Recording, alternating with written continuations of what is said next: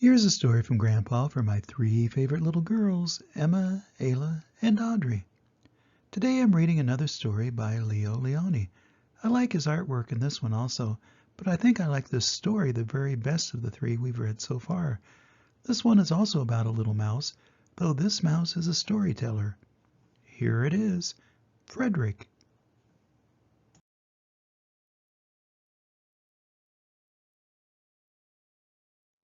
All along the meadow where the cows grazed and the horses ran, there was an old stone wall. In that wall, not far from the barn and the granary, a chatty family of field mice had their home. But the farmers had moved away, the barn was abandoned, and the granary stood empty. And since winter was not far off, the little mice began to gather corn and nuts and wheat and straw.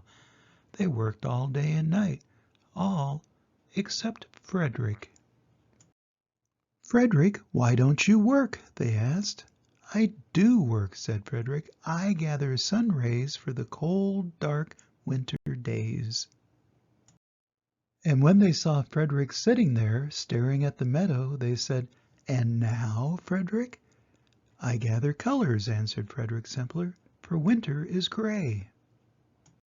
And once Frederick seemed half asleep. "Are you dreaming, Frederick?" they asked reproachfully. But Frederick said, "Oh no, I'm gathering words, for the winter days are long and many, and we'll run out of things to say." The winter days came, and when the first snow fell, the five little field mice took to their hideout in the stones. In the beginning there was lots to eat, and the mice told stories of foolish foxes and silly cats. They were a happy family.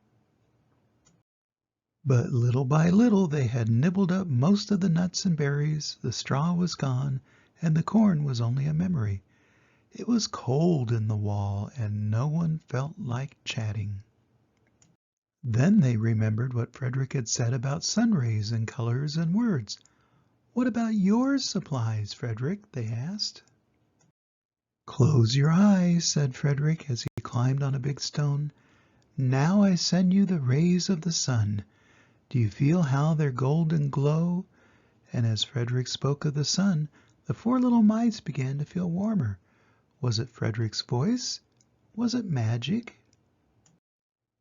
"And how about the colors, Frederick?" they asked anxiously.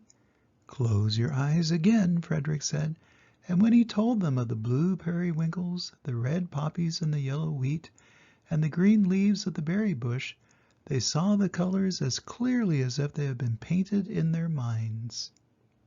"And the words, Frederick?"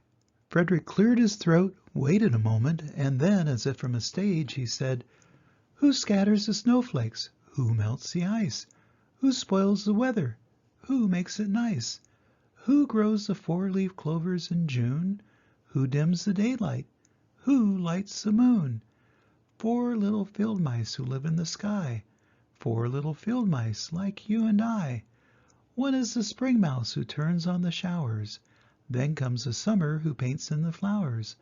The fall mouse is next with walnuts and wheat, and winter is last with little cold feet. Aren't we lucky the seasons are four? Think of a year with one less or one more." When Frederick had finished, they all applauded. "But Frederick," they said, "you are a poet." Frederick blushed, took a bow, and said shyly, "I know it." And that's the end of the story. Storytelling is about saving up words and experiences and emotions for when you need them. In this story, Frederick knew that his friends would need his words to help them get through a long, cold winter. Poets like Frederick are good at this. We need more good poets in the world. Maybe, like Frederick, you can grow up to be a poet too someday.